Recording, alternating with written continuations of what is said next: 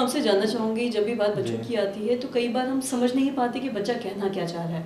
मैं आपसे जानना चाहूँगी, कैसे हम समझें कि बच्चों को हम ओवर फीड कर रहे हैं? इस बारे में हम तमाम देखिए, जानकारी ये लेंगे। भी बहुत कॉमन समस्याएँ हैं। क्या है कि जो भी बच्चे जैसे आपने पूछा, ठीक है, एक एज ग्रुप है, जैसे 6 महीना से पहले रिकमेंडेड है ना कि माँ के दूध पे ही बच्चे को रखना है।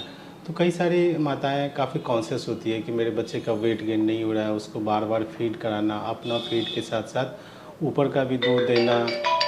एंड इससे क्या होता है कि जब आप बॉडी का एक लिमिटेशन है और बच्चे ग्रोइंग फेज में होते हैं एज के अनुसार, उनकी आंत उतनी मैच्योर नहीं होती है। दूसरी बात, दो मतलब खाने के बीच में जैसे बोलते हैं ना कि गैप होना चाहिए टाइम का, तो वो गैप नहीं रहता है। कम से कम जैसे एडल्ट में बोलते हैं कि स्टमक एम्प्टी टाइम 4 घंटा कम से कम होता है, बच्चे में भी होता है 2 से ढाई घंटा। और दूसरी बात क्या होता है कि एक तो बार बार कि दूध पिलाना, और दूसरा बच्चे बैठे रह गया, ठीक है, या सो रहा है, तो डाइजेशन थोड़ा सा स्लो हो जाता है। वही बच्चा जब एक्टिव रहता है, थोड़ा थोड़ा पानी पिया, ठीक है, तो डाइजेशन फास्ट हो जाता है, अच्छा होता है। और फिर वो ओवर फीडिंग बच्चों में यूजुअली एक वेट गेन का एक समस्या है, समझ रहे हैं। तो इसलिए ओवर फीडिंग अवॉइड करना चाहिए।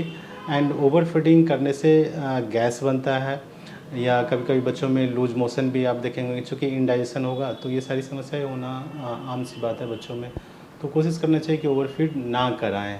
एज पर उसका मॉनिटरिंग अपने नज़दीकी शिशु रोग विशेषज्ञ से मिलना चाहिए, फीडिंग का उनसे एडवाइस लेना चाहिए। एंड ये देखना चाहिए कि हमारा बच्चा समय के अनुसार वज़न जो बढ़ना चाहिए अप्रोप्रिएटली वो बढ़ रहा है या नहीं।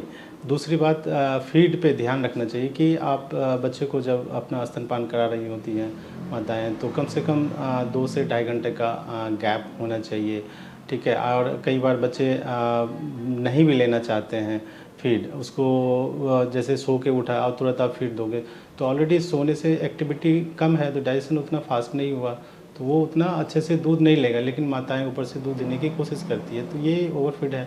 और आप देखेंगे कि उसके मुंह से फटा फटा दूध भी बच्चे के मुंह से आता है।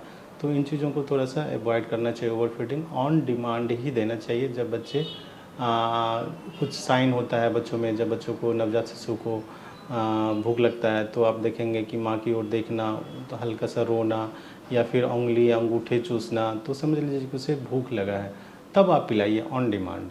ओवर फीडिंग यूजुअली अवॉइड करना चाहिए।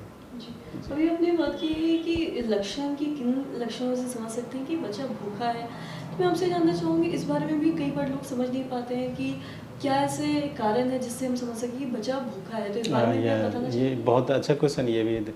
देखिए, ओवरऑल जो रिकमेंडेड है ना कि 6 महीने से पहले कि कम से कम 24 घंटे में 7 से 8 बार, कम से कम 7 से 8 बार फीड माँ का होना चाहिए, ठीक है। और आपने देखा कि बच्चे यूजुअली जैसे दूध पिला दिया, फिर उसको सुला दिए, और ढाई घंटा 3 घंटा अगर गैप हो गया है, ठीक है, बच्चा अभी भी अगर सो के नहीं जगा है, तो आप उसे जगाइए, दूध पिलाइए। दूसरी बात, अगर बच्चा जग गया है, या फिर आप कैसे समझेंगे कि उसको भूख लगा है, तो बच्चा यूजुअली आप देखेंगे कि अंगूठा चूसेगा, हल्का सा रोएगा, थोड़ा चिड़चिड़ा रहेगा, माँ की तरफ वो नज़रें जो है एक तरह से वो घुमा के रखेगा कि माँ कब हमें गोदी में ले और हमें दूध पिलाए।